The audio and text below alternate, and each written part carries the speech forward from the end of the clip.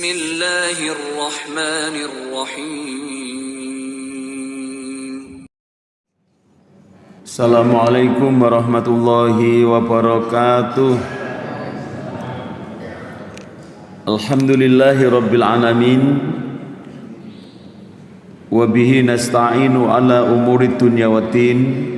Wassalatu wassalamu ala asrafil anbiya'i wal mursalin Nabiina Muhammadin wa ala alihi wa ashabihi wa man tabi'ahum bi ihsanin ila yaumiddin. Asyhadu an la ilaha illallah wahdahu la syarika lah wa asyhadu anna Muhammadan abduhu wa rasuluh la nabiyya ba'dah. La haula wa la quwwata illa billah. Rabbi shrah li sadri wa yassir li amri wahlul 'uqdatam min lisani yafqahu qawli. Allahumma iftah lana hikmataka wansur 'alaina rahmataka min khazaini rahmatika ya arhamar rahimin. Allahumma inni a'udzu bika minal hammi wal hazan wa a'udzu bika minal ajzi wal kasal wa a'udzu bika minal jubni wal buhl wa a'udzu bika min ghalabatid daini wa qahri rijal. Allahumma inni as'aluka tsabata fil amri wal azimata ala rusdi wa as'aluka syukra nikmatik wa as'aluka husna ibadatik wa as'aluka qalban saliman wa as'aluka lisanan sadiqan wa as'aluka min khairi ma ta'lam wa na'udzu bika min syarri ma ta'lam innaka antal alamul ghuyub. Rabbi zidni ilma wa wasi'li fi rizqi wa barik li fi ma razaqtani waj'alni mahbuban fi qulubi ibadika wa azizan fi uyunihim waj'alni wajihan fid dunya wal akhirah wa minal muqarrabin ya katiran nawali ya hasanal fi'ali ya qa'iman bila zawalin ya mubtian bila mithalin falakal hamdu walakal mintu walakal syarafu ala kulli halin. Marilah kita senantiasa bersyukur kehadirat Allah Subhanahu wa taala dengan banyak-banyak mengucapkan kalimat alhamdulillahi rabbil alamin. Monggo sareng-sareng maos kalimat alhamdulillahi rabbil alamin. Menurut pendapat Imam Ahmad, seandainya di dunia ini tidak ada kalimat thayyibah yang lain, maka sesungguhnya hanya dengan mengucapkan kalimat alhamdulillahi rabbil alamin telah cukup bagi kita untuk memuji dan mengagungkan kebesaran Allah Subhanahu wa taala. Saking pentingnya kalimat alhamdulillahi rabbil alamin. Oleh karena itu mari kita biasakan senantiasa mengucapkan kalimat alhamdulillahi rabbil alamin.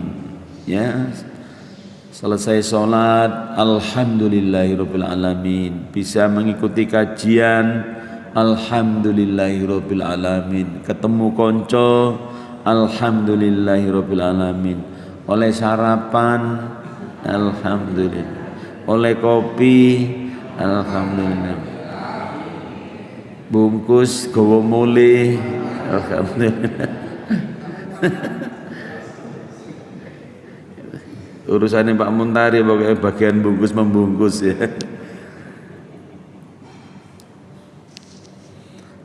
Bapak dan Ibu sekalian, mudah-mudahan kita semua ini termasuk hamba-hamba Allah yang pandai bersyukur, sehingga Allah senantiasa menambah nikmatnya dalam kehidupan ini, utamanya adalah nikmat iman dan nikmat Islam. Apa tanda-tandanya ketika kita ini mendapatkan nikmat iman dan nikmat Islam? sudah sering saya sampaikan di sini, ya, semakin lama kita beragama harus semakin yakin, dan semakin lama kita beragama ini harus semakin rajin.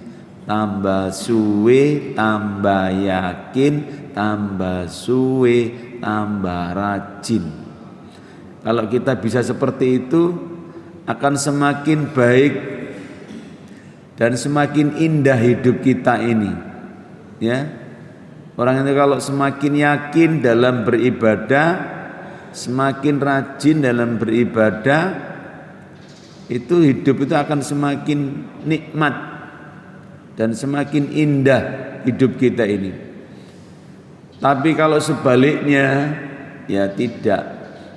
Jadi oleh karena itu mari kita ini walaupun serumit dan seruwet apapun ya urusan kita ini, ya mari ini kita jadikan sebagai pegangan. Semakin lama dalam beragama, semakin yakin, semakin lama semakin rajin. Bahasa Al-Qur'annya itu adalah istiqomah, ya, semakin istiqomah. Insya Allah akan semakin berkah hidup kita, akan semakin indah kehidupan kita, semakin indah perilaku kita jika kita dalam beragama ini semakin lama semakin yakin, semakin lama semakin rajin. Kelihatannya kalimat ini sederhana. Sederhana enggak kira-kira? Sederhana. Tapi kalau dilakoni temenan itu sebenarnya berat. Ya, menjaga keyakinan itu tidak mudah, karena iman seseorang itu kadang naik kadang turun, tergantung tanggalnya. Nah, itu. Kalau tanggal 6 itu imannya itu meningkat gitu. Nah, masjid gitu ya, rajin, hatinya tenang, mau Al-Quran gitu. Kalau tanggalnya tanggal malang kadak seperti sekarang ini gitu. Imannya bisa goyang, goyang kanan, goyang kiri. Jadi tanggal ini, maka Rasul mengatakan al-imanu yazidu wa yanqus. Iman itu bisa naik, bisa turun, ya. Apa tandanya iman seseorang itu naik? Tandanya adalah dorongan untuk berbuat baik itu selalu muncul dan meningkat. Terus ingin berbuat baik, ya, terus ingin menebar kebaikan. Nah, itu namanya orang yang imannya meningkat, bisa sabar, ya, bisa istiqomah. Nah, itu imannya meningkat. Inginnya itu memberi manfaat kepada orang lain. Ketemu wong ya iso ngomong-ngomong, iso guyu-guyu gitu. Ya. Kurung adzan kepengin nang masjid, ndelok kotak amal kepengin nyemplung nih. Jadi itu adalah orang-orang yang imannya meningkat. Ya, walaupun dalam keadaan sulit selalu ingat kepada Allah, zikir kepada Allah. Itu dalam keadaan sulit tetap membaca Al-Quran. Jadi kebaikan yang dibiasakan dalam kehidupan itu adalah bagian daripada keimanan. Jadi iman itu jangan dibayangkan orang itu yang imannya baik itu, maaf ya, hanya apa ya, ya pokoknya banyak hal kebaikan itu. Maka Rasul mengatakan sebaik-baik manusia itu adalah yang memberi manfaat. Khairun nas anfa'uhum linnas. Nah, rasanya kita masih kurang. Hidup kita ini untuk memberi manfaat pada orang lain itu masih kurang. Selama ini hidup kita ini baru bermanfaat untuk siapa? Ya untuk diri sendiri, untuk keluarga, punya tenaga pikiran, ya baru selama ini kita habiskan untuk keluarga kita. Belum kita manfaatkan untuk berbagi kepada orang lain. Kita punya kendaraan juga begitu, ya masih hanya untuk kebutuhan diri kita, belum memberi manfaat. Padahal kata Rasulullah tadi apa? Sebaik-baik manusia adalah yang memberi manfaat pada orang lain. Terutama adalah bermanfaat untuk tetangga kita, untuk teman dan kerabat kita. Oleh karena itu tebarlah manfaat. Punya ilmu ya bermanfaat, ya gitu ya. Bapak dan Ibu sekalian, hari ini sedikit saya akan menjelaskan tentang menjaga ukhuwah meraih berkah. Ya, judulnya itu ya. Apa tadi? Menjaga ukhuwah meraih berkah. Nah, ukhuwah itu ya ada pendapat para ulama, ada ukhuwah itu yang bermacam-macam. Yang selama ini kita paling mengenal adalah ukhuwah apa? Ukhuwah Islamiyah ya. Namanya ukhuwah Islamiyah itu adalah persaudaraan antar sesama muslim, bahwa sesama muslim itu adalah saudara. Al muslimu akhul muslim. Seorang muslim itu adalah saudaranya seorang muslim.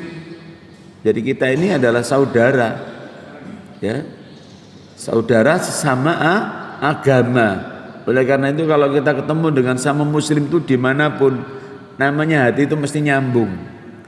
Ya, coba kalau kita ini sedang umroh atau haji itu ya, walaupun dari berbagai macam belahan dunia, orang yang tidak pernah kita kenal, tapi kita sama-sama beragama Islam, rasanya ketemu dengan mereka itu tenang, ya, senang hati kita ini, karena merasa apa? Sebagai saudara, ada ikatan keimanan di dalamnya, ada ikatan persaudaraan Islam, ya, walaupun mungkin warna kulitnya berbeda-beda, tapi rasa persaudaraan itu tidak tidak dibatasi dengan warna kulit atau bangsa. Kita merasa. Ada yang kedua, ada namanya ukhuwah watoniyah, ya, persaudaraan sesama warga negara. Penjenengan kalau misalnya budal umroh di sana ketemu tadi berbagai macam orang tadi itu, terus ketemu dengan orang Indonesia, seneng. Penjenengan dari mana gitu ya, itu seneng. Itu ukhuwah watoniyahnya muncul, ya begitu. Saya pernah tahun 2008 itu di Australia. Nah itu Pak, awal-awalnya itu saya takut, wah kok gak ada orang Indonesia belas. Tapi selama 1 bulan di sana, akhirnya banyak ketemu dengan orang Indonesia, seneng. Wah akhirnya kenalan. Akhirnya sampai sekarang masih menjalin hubungan dengan kawan-kawan yang di Sydney, di Australia sampai sekarang. Merasa apa? Ikatan tadi itu, persaudaraan sesama warga negara. Namanya adalah apa tadi? Ukhuwah watoniyah, ya. Ikatan sesama warga negara Indonesia, ya. Ya tadi sederhananya kalau kita umroh itu loh, ketemu orang dari Kalimantan, ya dari mana? Kalimantan, dari mana? Dari Surabaya, senang ketemu. Nah itu. Ada namanya lagi ukhuwah basyariah, yang ketiga itu. Ukhuwah basyariah itu adalah ikatan persaudaraan sesama manusia, ya, sesama manusia. Jadi kita ini mungkin berbeda-beda agamanya, ya, berbeda-beda sukunya, tapi kita ini punya ikatan sebagai sama manusia. Ya, oleh karena itu kita diperintahkan untuk saling mengenal. Sebagaimana Allah berfirman, ya ayuhan nas inna khalaqnakum min dzakari wa untha wa ja'alnakum su'uban wa qabaila lita'arafu inna akramakum indallahi atqakum. Wahai sekalian manusia, kata Allah, aku ciptakan engkau dari seorang laki-laki dan perempuan, ya, min dzakari wa untha wa ja'alnakum su'uban wa qabaila lita'arafu, dan aku ciptakan engkau dari bersuku-suku dan berbangsa-bangsa. Nah itu, lita'arafu, supaya saling mengenal, supaya saling berkenalan, ya, supaya saling bersilaturahim. Nah itu, ya. Inna akramakum indallahi atqakum, dari berbagai macam jenis manusia, dari jenis berbagai macam suku dan bangsa, tapi yang paling mulia di hadapan Allah adalah siapa? Orang-orang yang bertakwa. Jadi orang-orang yang bertakwa. Nah ini, ya, Bapak dan Ibu sekalian, ini jadi orang-orang yang bertakwa.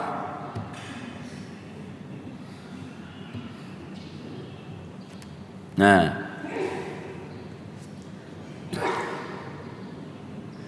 siapakah orang-orang yang bertakwa itu?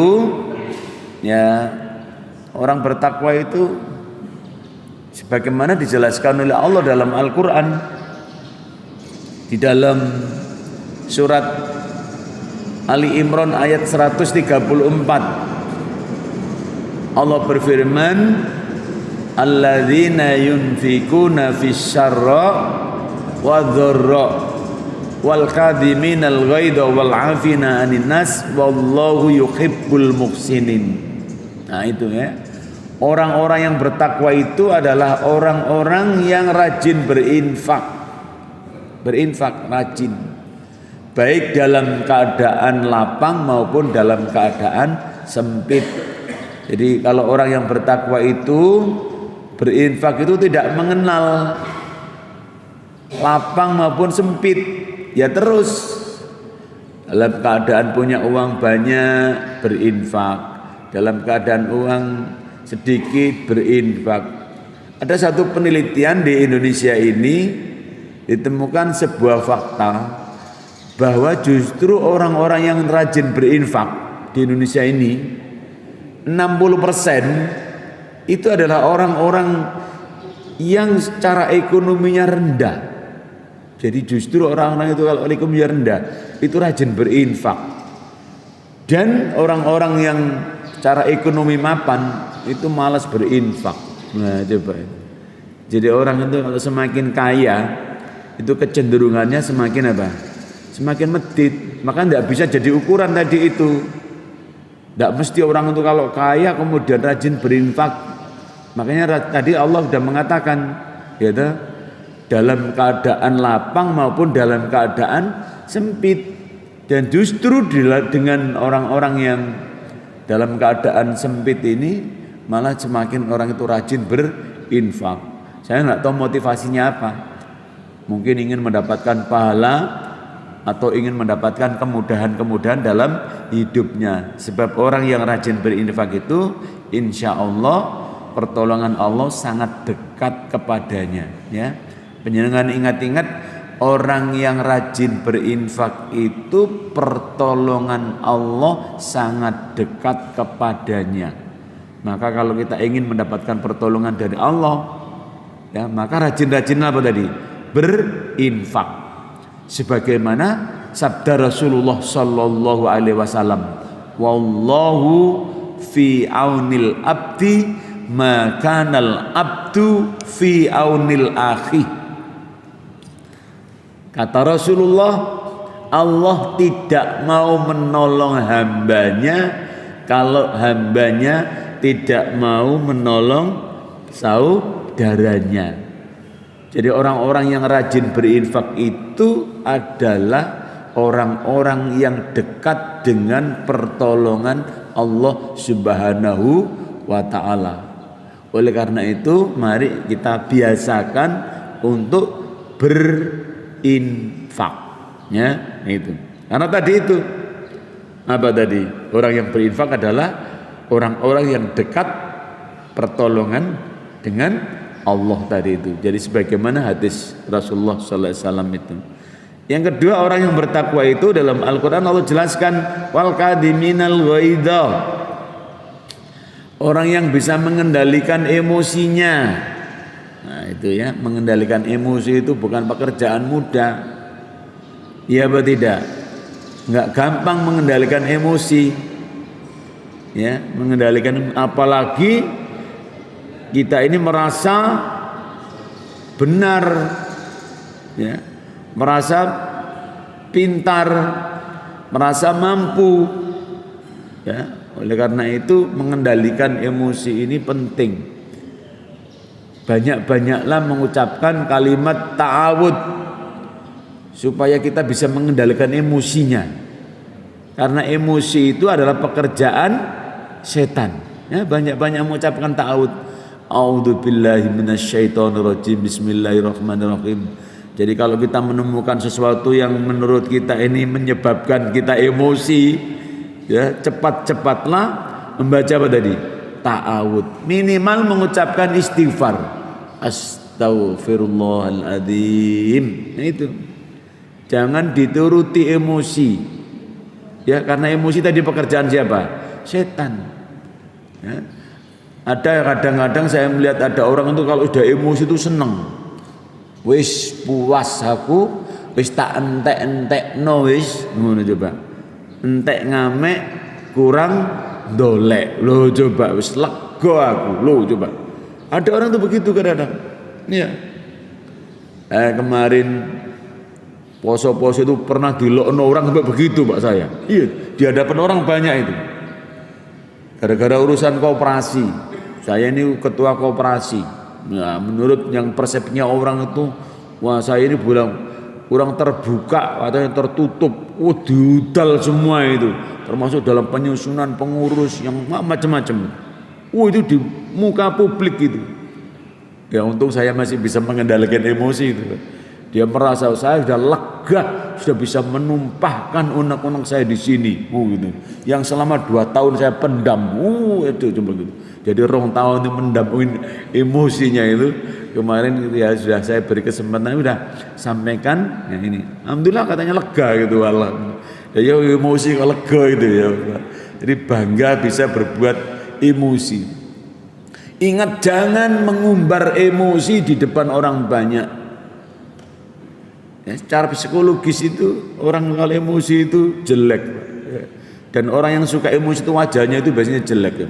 Ini saya terawang di sini yang suka emosi, ya, kelihatan nanti, begitu ya.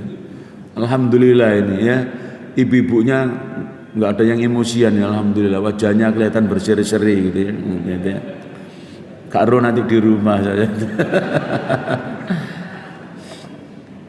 Jadi begitu. Dan menurut ilmu kesehatan itu Pak, orang itu kalau emosi wajahnya cepat tua, katanya begitu. Karena apa?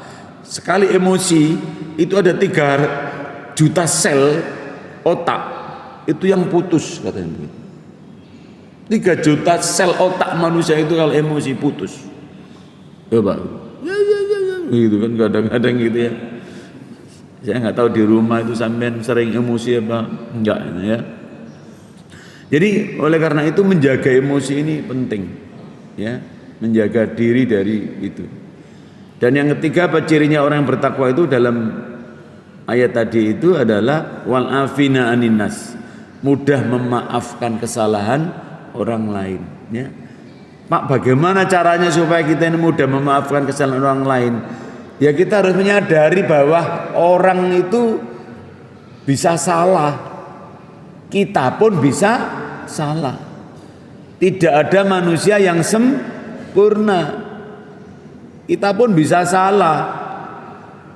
Justru kalau ada orang yang berbuat salah itu kita harus alhamdulillah, bukan kita yang berbuat salah, bukan malah kita yang mencari kesalahan orang lain. Nah, itulah. Maka saya sering membuat sebuah kalimat statement saya itu begini. Yang ini tolong dicatat dan diingat-ingat. Yang ini statement saya itu begini. Sering saya sampaikan dalam forum-forum itu begini. Orang yang sukses adalah orang yang selalu berpikir tentang cara. Sedangkan orang yang gagal adalah orang yang selalu menyalahkan orang lain. Nah itu saya bikin statement seperti itu, Pak. Jadi orang yang sukses apa tadi? Orang yang selalu berpikir tentang cara. Dan orang yang gagal adalah orang yang selalu menyalahkan orang lain. Nah itu ciri-cirinya begitu. Ya, jadi kita mari saling memaafkan. Tidak ada manusia yang sempurna. Jadi begitu. Kalau ada orang yang salah itu, alhamdulillah, bukan kita yang berbuat salah. Dan jangan mencari-cari kesalahan orang lain. Gitu. Dan kewajiban kita ini sama muslim supaya saling menutupi kesalahan sesama muslim. Jadi kita ini diperintahkan oleh Rasulullah, hendaklah sesama muslim itu saling menutupi dan memudahkan urusannya. Sebagaimana hadis Rasulullah itu, man satara musliman satarallahu fid dunya wal akhirah. Itu. Barang siapa yang menutupi kesalahan seorang muslim, maka Allah akan menutupi kesalahannya di dunia dan di akhirat. Nah, gitu ya. Wa may yassara musliman yassarallahu fid dunya wal akhirah. Barang siapa yang memberi kemudahan urusan seorang muslim, maka Allah akan memudahkan urusannya dunia dan akhirat. Jadi kalau kita ini ya ada orang muslim yang berbuat salah itu ditutup-tutupi, Pak. Jangan malah dibuka-buka. Nah gitu. Nah kecenderungan kita kadang-kadang kalau ada orang salah itu senengannya apa? Malah disebar-sebarnya kan gitu. Bergosip misalnya seperti itu ya. Naudzubillah min dzalik ya. Karena seperti itu kewajiban kita ini menutup kesalahan orang muslim. Dan salah itu sifat manusia. Oleh karena itu kita diperintahkan oleh Allah untuk saling mengingatkan. Watawa sobil hak, watawa sobis sober. Jadi saling mengingatkan dalam kebenaran dan kesabaran. Manusia ini paling rawan di sini, dua ini, kebenaran dan kesabaran. Manusia itu di sini kekurangannya itu. Oleh karena itu Rasulullah mengatakan al-insanu mahalul khata' wan nisyan. Loh coba. Manusia itu tempatnya salah dan lupa. Nah, itu, Pak. Jadi kalau manusia itu salah, ya tadi itu, mari diingatkan. Dengan cara apa kita mengingatkan? Dengan cara yang bijaksana. Ud'u ila sabili rabbika bil hikmah wal mau'idatil hasanah. Hendaklah kalian mengajak orang lain masuk ke jalan agama Allah. Maksudnya menjadi apa? Orang yang baik, orang yang benar. Bil hikmah, dengan cara yang bijaksana. Apa bijaksana itu? Bijaksana itu lawannya bijaksini. Nah itu sama dengan Pertamina dan Pertamini. Pendapatnya Sayyid Sabik, dia mengurai bahwa bijaksana, orang yang bijaksana itu begini. Dia definisinya sangat sederhana, tapi masuk akal. Dia mengatakan begini, orang yang bijaksana itu adalah orang yang tahu apa yang seharusnya dia kerjakan dan tahu apa yang seharusnya dia tidak kerjakan. Itu namanya bijaksana. Dia tahu apa yang seharusnya dia kerjakan dan tahu apa yang seharusnya dia tidak kerjakan. Oh ini harus saya kerjakan. Oh ini harus tidak saya kerjakan. Nah itu berarti namanya apa? Orang yang bijaksana. Nah seperti itu ya. Jadi orang yang bijaksana seperti itu. Dalam hadis Rasulullah SAW, ciri-ciri orang bertakwa itu ada 3. Ini dalam Al-Quran. Dalam hadis Rasulullah itu ada 3. Ittaqillaha haitsuma kunta. Gitu ya. Jadi orang yang bertakwa itu cirinya yang pertama adalah orang yang selalu ingat kepada Allah dimanapun dia berada. Itu orang itu bertakwa, itu mudah ingat kepada Allah dimanapun dia berada. Tidak mesti di masjid. Ada orang kadang-kadang di masjid tapi tidak ingat kepada Allah. Ya, fisiknya di masjid tapi hatinya di rumah. Ada nggak? Kira seperti itu. Ada. Badannya di masjid tapi pikirannya di kantor, pikirannya di jalan. Ya, macam-macam. Maka Rasulullah mengatakan orang yang bertakwa itu adalah orang yang selalu ingat kepada Allah dimanapun dia berada. Di masjid ingat kepada Allah. Caranya bagaimana? Ya berzikir, berdoa. Di jalan ingat kepada Allah. Apa caranya? Bagaimana caranya ingat Allah di jalan? Ya berdoa, berzikir. Ya berdoa. Berdoa naik kendaraan, bisa membaca istighfar, ya itu 100 kali, baca alhamdulillah 100 kali.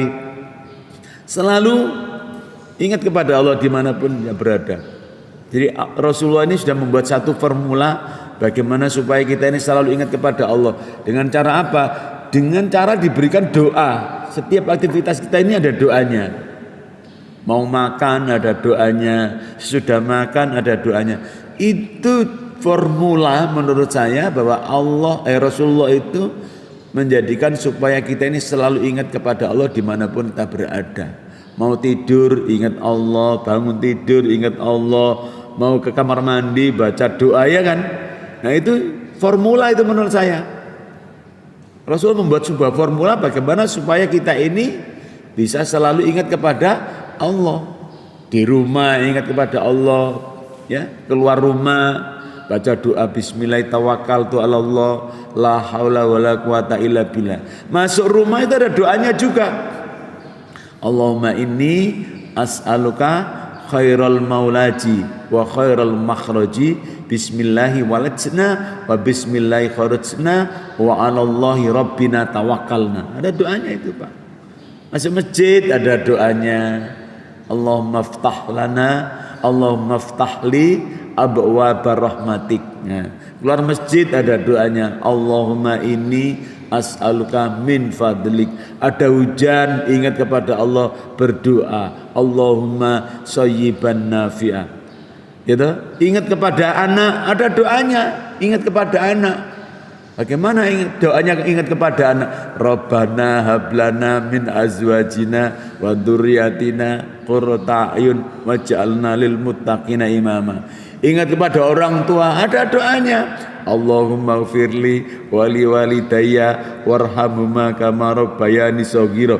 Semua sudah ada doanya. Ini menurut saya adalah formula yang diberikan oleh Rasulullah supaya kita ini senantiasa ingat kepada Allah. Nah itu. Mengapa selalu diberi doa ini? Ya tadi itu. Supaya kita mudah ingat kepada Allah. Sebab sifat manusia itu adalah apa tadi? Sifatnya adalah lupa. Wong sudah diberi doa saja kadang-kadang masih lupa. Ya apa tidak? Lupa. Sudah ikut pengajian saja kadang-kadang masih lupa. Mari pengajian ini. Sekarang di masjid ini masih ikut pengajian, masih semangat. Kena segosak piring lali kabeh nanti. Nah, ini jadi manusia itu mudah lupa. Oleh karena itu terus ya diperintahkan untuk apa tadi? Watawa sobil hak, watawa sobil sabr. Jadi orang yang bertakwa itu kata Rasulullah adalah orang yang selalu ingat kepada Allah. Ingat Pak kepada Allah. Ya dengan cara tadi itu. Yang kedua apa? Ya. Apa tadi? Ittaqillaha haitsuma kunta wa atbi'is sayyi'atal hasanata tamkuha. Ah itu. Orang yang bertakwa itu kata Rasulullah yang kedua adalah orang yang selalu mengubah kejelekan menjadi kebaikan. Ya, mendatangkan kebaikan di samping kejelekan. Jadi ada perubahan, mengubah. Ya, mengubah. Oh, ini ada yang tidak baik, kita rubah menjadi baik, gitu loh. Terutama adalah perubahan dalam diri kita. Terutama adalah perubahan dalam sikap dan perilaku kita. Kita kemarin udah puasa 1 bulan penuh. Apa sikap kita yang berubah? Apa kebiasaan kita yang berubah? Nah, itu Pak. Jadi puasa itu adalah bagaimana mengubah sikap dan perilaku kita. Tidak semata-mata hanya untuk mengejar pahala. Sehingga setelah puasa, karena puasanya sudah tidak ada, semua aktivitasnya berhenti. Nah, apa yang tersisa dalam puasa kita? Ayo coba. Yang tersisa adalah perubahan-perubahan sikap dan perilaku kita, terutama dalam 3 hal tadi itu. Ya, terutama dalam 3 hal tadi itu, semakin rajin berinfak, semakin sabar, semakin mudah memaafkan kesalahan orang lain. Minimal 3 ini. Setelah puasa yang masih tersisa dalam diri kita, sikap dalam diri kita yang masih tersisa setelah puasa ini, ya minimal tadi 3 ini yang kita pertahankan. Nah itu ya. Jadi oleh karena itu yang kedua ini penting ya. Bagaimana mengubah sikap kita ini. Mengapa kita harus berubah Bapak Ibu? Perubahan itu mengandung harapan bagi orang lain. Ya, ingat ya, perubahan itu mengandung harapan bagi orang lain. Seseorang yang tidak mau berubah, maka orang lain tidak punya harapan apapun terhadap diri kita. Jadi perubahan itu penting. Jadi misalnya kita mari poso, kok nggak ada perubahan sama sekali, ya orang lain nggak punya harapan apapun terhadap diri kita, gitu. Sudah puasa, sudah macam-macam tidak ada perubahan. Jadi perubahan ini penting, ya. Kalau kita nggak mau berubah, orang lain itu nggak punya harapan apapun terhadap diri kita. Artinya apa? Males. Misalnya kita punya teman ya, sudah puluhan tahun berteman dengan kita, ya. Kemudian lama nggak ketemu. Terus ketemu kok masih pancet karakternya, nggak berubah belas. Kira-kira sebagai teman kita ini seneng apa sedih? Sedih tentu kita. Kemudian kita males, ya nggak? Wes gak ngideknya dewong kai kan begitu tuh. Orang nggak ada perubahan, kok pancet ya? Orang ini kok nggak ada, nah itu nggak ada sadar-sadarnya gitu. Nah oleh karena itu Rasulullah ini penting ya mengatakan ada perubahan. Nah yang ketiga ini penting ya. Ciri orang bertakwa kata Rasulullah, wa khaliqin nasa bihulukin hasanin. Orang yang bertakwa itu adalah orang yang berakhlak yang baik ketika bertemu dengan sesama manusia. Wa khaliqin nasa, berakhlak dengan manusia dengan akhlak yang baik. Jadi oleh karena itu Bapak Ibu, ukuran keimanan dan ketakwaan orang yang paling tinggi adalah terletak pada akhlaknya. Saya sudah menyampaikan berkali-kali, ingat ya, ukuran keimanan seseorang yang paling tinggi terletak pada apanya? Akhlaknya. Dan akhlak orang yang paling tinggi adalah ketika kita bisa menjaga perasaan orang lain. Jadi 3 ciri orang yang bertakwa menurut Rasulullah, menurut saya itu sangat mendalam. Gitu, sangat mendalam.